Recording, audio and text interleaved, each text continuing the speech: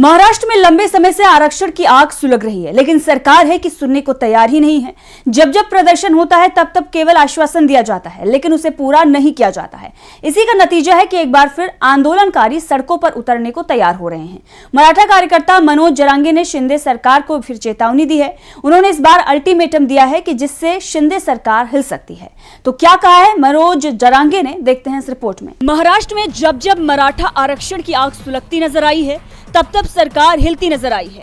एक बार फिर शिंदे सरकार के सामने संकट के बादल गहराने लगे हैं, क्योंकि मराठा आरक्षण को लेकर आवाज फिर बुलंद हुई है। मराठा कार्यकर्ता मनोज जरांगे ने तो चेतावनी तक दे डाली है। मराठा आंदोलन के नेता मनोज जरांगे पाटिल आज जालना से मुंबई तक विरोध मार्च करेंगे। जरांगे मराठा आरक्षण की मांग कर रहे हैं। उनका कहना है कि महाराष्ट्र सरकार मराठाओं को मूर्ख बना रही है। उसने हमें आरक्षण देने को कहा था, लेकिन आज तक अपना वादा पूरा नहीं किया। इससे पहले 25 अक्टूबर 2023 को मनोज जरांगे ने जालना जिले के अंतरवाली सराटी गांव में भूख हड़ताल शुरू की थी। उनकी मांग थी कि मराठा समुदाय को ओबीसी का दर्जा देकर आरक्षण दिया जाए। उस वक्त 9 दिनों में आंदोलन से जुड़े 28 लोगों ने अपनी जान गंवा दी थी। इससे पहले जरांगे ने यह बयान दिया था कि महाराष्ट्र सरकार ने मराठा समुदाय को अस्थायी आरक्षण देने का वादा किया है। उन्होंने इसके लिए कुछ समय मांगा है। हम सबकी दिवाली मीठी बनाने के लिए सरकार को समय देंगे। अगर सरकार तय समय में आरक्षण नहीं देगी तो 2024 में हम फिर से मुंबई में आंदोलन करेंगे।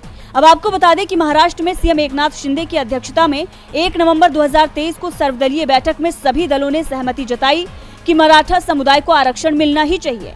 इस बैठक में शरद पवार समेत 32 पार्टियों के नेता शामिल हुए थे।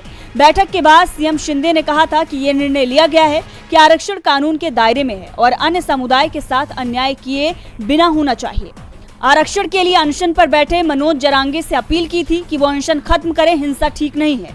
जिसके बाद मनोज जरांगे ने अनशन खत्म कर दिया था, लेकिन अब तक मनोज की मांग शिंदे सरकार ने पूरी नहीं की है और अब एक बार फिर मराठा आरक्षण को लेकर आंदोलन की तैयारी तेज हो गई है। अब आपको ये भी बता दें कि महाराष्ट्र में मराठाओं की आबादी 30 से 33% है।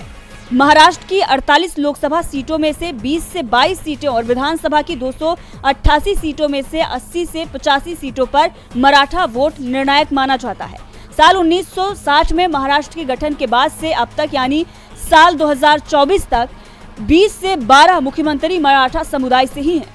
मौजूदा सीएम एकनाथ शिंदे भी मराठा समुदाय से हैं। दूसरी तरफ राज्य में ओबीसी समुदाय भी 40% है।